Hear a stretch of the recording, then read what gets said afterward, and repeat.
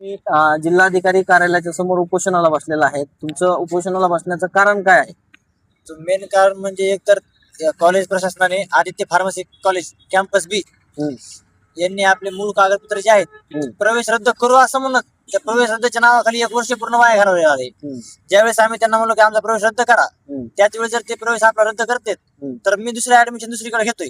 दुसरीकडे ऍडमिशन घेतोय तर माझे ते 1 वर्ष पण पूर्ण व्यवस्थित शैक्षणिक नुकसान होत नाही. आणि दुसरी गोष्ट ऍडमिशन चालू असल्यामुळे स्वतः शिष्यवृत्तीचा लाभ पण घेता येतो. कुणाचं ऍडमिशन कुणाचं होतं? ऍडमिशन आहे माझा बारका भाऊ आहे बरं. अर्जुन, त्याचं बरं. नुकसान. आता हे कॉलेजला 2-3 वेळेस गेला पण कॉलेजवाला याला उडवडीचे उत्तर दिले. कॉलेज कुठलं आहे? आदित्य फार्मसी कॉलेज आपलं नाव नका कॅम्पस बी आहे. हम्म. तुम्हाला ऍडमिशन कुठलं घ्यायचं होतं आणि तुमचं ऍडमिशन कुठलं झालेलं आहे? आपलं ऍडमिशन डी फार्मसी म्हणून आपण त्यांना सांगितलं डी फार्मसी या विभागात ऍडमिशन पाहिजे. हम्म. कारण की बी फार्मसी हा विभाग 4 वर्षाचा आहे. तो काय विद्यार्थ्यांनी अभ्यास करणे किंवा झेपणं होत नाही. हम्म. त्याच्या कंडिशननुसार त्यांनी 2 वर्षाचा डिप्लोमा करण्यासाठी डी फार्मसी सांगितलं होतं. हम्म. परंतु कॉलेजच्या मनमानी कारभार किंवा त्यांच्या फायदे असतील किंवा त्यांच्या चुकीने तो सांगता येणार नाही, त्यांनी बी फार्मसीला ऍडमिशन केलं. ऍडमिशन कधीच आहे? 2025 ऍडमिशन. 2025 ऍडमिशन. मग आज तुम्ही जिल्हाधिकारी कार्यालयाच्या समोर उपोषणाला बसलेला आहेत.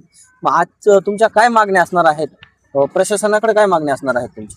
प्रशासनाकडे मागणी म्हणजे हेच की जे शैक्षणिक नुकसान जे वर्षाचं केलंय हा, ते नुकसान ते कशी भरपाई त्यांना ऍडमिशन काय नुकसान कशाचं झालेलं आहे? एक तर आता जर ऍडमिशन जर भेटलं असतं त्यांचं तात्काळ डॉक्युमेंट तेव्हा दिले असते हम्म. तर ह्याला दुसऱ्याकडे ऍडमिशन भेटलं असतं ना. हम्म. त्या टाइमला प्रवेश प्रक्रिया चालू होती. ज्या वेळेस तुम्ही ऍडमिशन घेतलं त्यावेळेस तुम्हाला कॉलेज कडून सांगण्यात आलं नाही का तुमचं ऍडमिशन कुठलं होतंय कुठलं नाही? कारण की ज्या वेळेस ऍडमिशन केलं जातं त्यावेळेस ऍडमिशन करायच्या अगोदर कॉलेज कडून एक ओटीपी मागितला जातो आणि त्या ओटीपीच्या दरम्यानच तुम्हाला सांगितलं जातं की तुमचं ऍडमिशन हे कुठलं होणार आहे. तर मग तुम्हाला त्यावेळेस सांगण्यात आलं नव्हतं का? त्यावेळेस एक तर आपण त्यांना सांगितलं की आपल्या डीलाच ऍडमिशन करा. हम्म. तर त्यांनी काय तर बीला केलं आणि ओटीपी टाकला.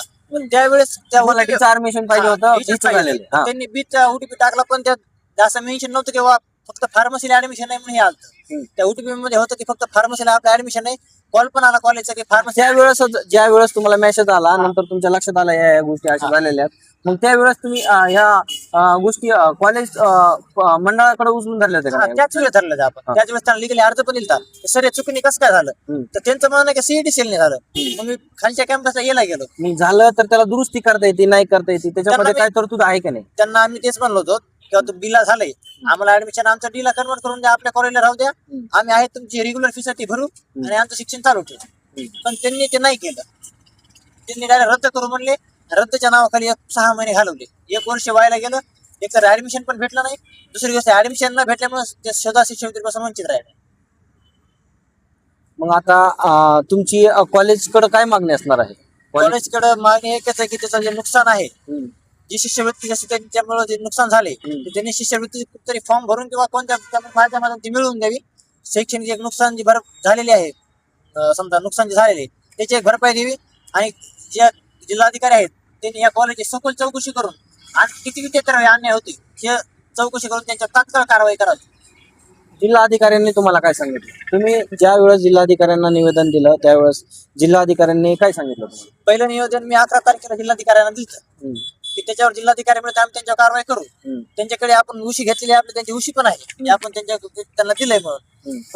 कधीची उशी? 11 तारखेची उशी आहे आपल्याकडं. आपण सुरुवात 11 तारखेपासून केली. 11 तारखेला दिली आपण. तर आपल्याकडे 11 तारखेची उशी आहे. एक तर आपल्याकडे 2 उशी येतं. एक तर कलेक्टर ऑफिसची 11, 6, 26. हा. सुरुवातीला आपण हे दिली त्यात काय आपण उपोषणाचं केलं होतं फक्त आमच्या मागण्या मान्य करा. मागणी फक्त एवढीच होती की आम्हाला डॉक्युमेंट पाहिजे होती.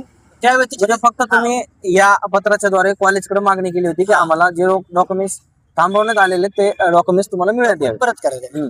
ठीक आहे. त्याच्यानंतर त्यांनी काय केलं, इथल्या गृह विभागाचे घोगरे साहेब म्हणून होते अधिकारी आपले कलेक्टर ऑफिस मध्ये. त्या साहेबांनी मग कॉलेज प्रशासनाला एक नोटीस पाठवली.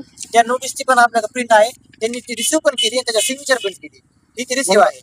त्यांनी रिसिव्ह पण केली. त्यांना मग त्याचा काय नोटीसचं काय उत्तर आलं का नाही तुम्हाला? नोटीसचं उत्तर ते प्रशासन कॉलेज आम्ही गेलो सिग्नेचर केली तर ते म्हणजे तुम्हाला अर्धा हात कळू पण त्याच्यावर 8 दिवस उलटून गेले तरी बी त्यांची कळवण्यात आलेलं नाही. बरं, आज तुम्ही 29 तारखेपासून उपोषणाला बसले जात. 29 तारखेला किती तारखेला बसलाय उपोषणाला? कधी बसलाय?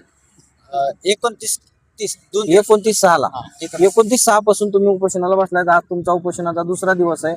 मग जे कॉलेज प्रशासन असेल, कॉलेज जे मंडळ असेल, त्यांनी आतापर्यंत तुमची काही भेट घेतली, तुमची समज काढली, देऊ करू असं काही झालं काय? कॉलेज प्रशासनचे प्राचार्य पवार सर म्हणून काल आले होते.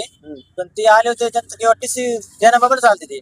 पण टीसी तर देतील, पण त्यांना आम्ही प्रश्न विचारला की तुम्ही आता टीसी देताय, पण त्यावेळेस दिला असतं तर माझं ऍडमिशन जर झालं असतं 1 वर्ष नुकसान झाली नसती ना. मग तुम्ही काय देते, माझं नुकसान भरपाई तुमच्या शैक्षणिक क्षेत्राच्या माध्यमातून नुकसान भरपाई करून द्या. आणि दुसरी गोष्ट, स्वतःचा काय फॉर्म तुमच्या नियमानुसार भरता येत असेल दुसरी ऍडमिशन घेऊन, तर ते एक भरून द्या. म्हणजे आता तुमची मागणी अशी आहे, कॉलेज प्रशासन जे आहे ते तुम्हाला तुमचे कागदपत्र तुमच्या हातामध्ये द्यायला तयार आहे.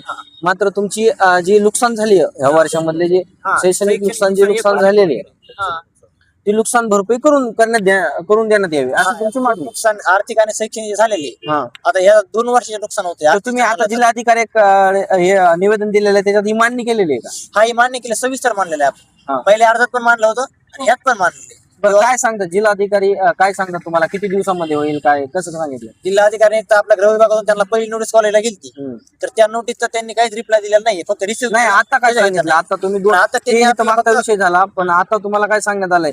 तुम्ही काल जिल्हाधिकाऱ्यांना हे पत्र दिलंय, जे तुमचं निवेदन आहे ते निवेदन दिलंय तुम्ही, तर तुम्हाला जिल्हाधिकाऱ्यांनी सांगितलं असेल 2 दिवसात 4 दिवस जिल्हाधिकारी फक्त आमच्याकडून जे ओरिजिनल प्रती होत्या, समजा कोणी कुठं उशी दिली, काय कुठं रिसिव्ह केले, ते फक्त प्रती घेतल्या, त्याचे फोटो काढून घेतले, त्यांची कारवाई करू म्हणले.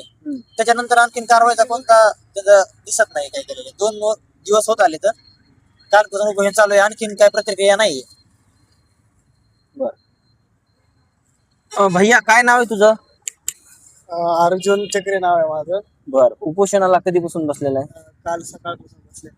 बर, आता भैयाने सांगितलं की कॉलेज प्रशासनाने आम्हाला एकदम याच्यामध्ये तुम्ही ऍडमिशन घेतलं त्यावेळेस तुम्हाला डी फॉर्मेशनला ऍडमिशन करायचं होतं आणि बी फॉर्मेशन मध्ये ऍडमिशन झालं त्यावेळेस तुम्हाला सांगण्यात आलं होतं की नाही तुमचं ऍडमिशन बी फॉर्मेशन मध्ये होतं म्हणून सांगण्यात आलं होतं? त्यावेळेस काहीच नव्हतं सांगितलं. हा. जे आम्ही डॉक्युमेंट दिले होते सरांकडे, हम्म. डी साठी दिले होते, ते ठीक आहे म्हणले डी साठी करू, तर त्याबद्दल आम्ही दिले होते त्यामुळेच. पण त्यांनी तर ते ज्या वेळेस तुम्हाला ओटीपी साठी मेसेज येतो, मला वाटतं कॉलेजचा काहीतरी मेसेज देखील येतो की तुमचं डी फॉर्मेशन मध्ये ऍडमिशन झालंय, बी फॉर्मेशन मध्ये झालंय म्हणून असा एक मेसेज देखील येतो तुम्हाला, असं असतं ना वाटतं? हा, म्हणजे ते तर त्या मेसेज द्वारे तुम्हाला लक्षात नाही आलं काय गोष्टी ऍडमिशन हे व्हायला साठी येते ते, हा. तर त्यावर फक्त असा उल्लेख नसतो की डी या बी, हा. तेव्हा डायरेक्ट असतं फक्त आपलं ऍडमिशन साठी हे करा, ओटीपी सांग आपलं कन्फर्म करण्यासाठी बरं, फार्मसीचं. मग त्याच्यामध्ये ह्या गोष्टी नमूद नसतात, हा. फक्त ओटीपी. आपण मला ऍडमिशन जर डी साठी पाहिजे होतं, तर मग त्यांनी बी चा ओटीपी का टाकला असं म्हणतात ना ते.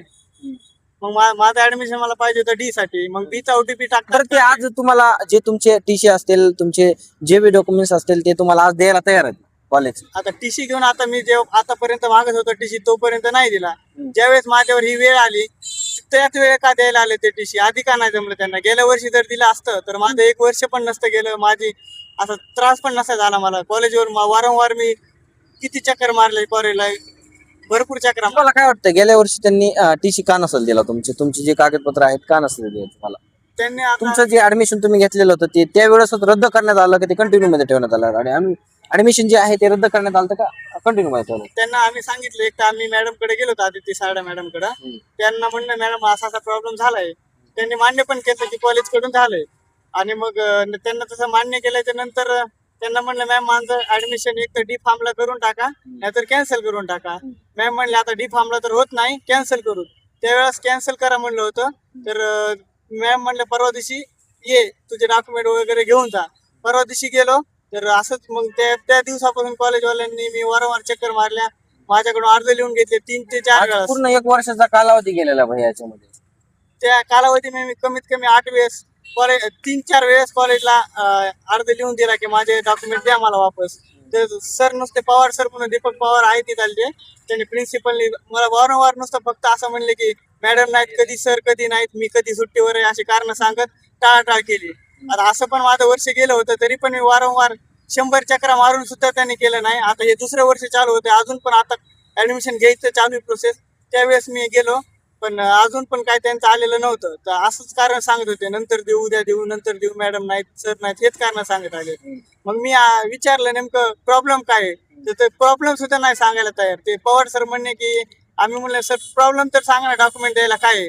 काय बोलल्या मॅडम, काय बोलल्या?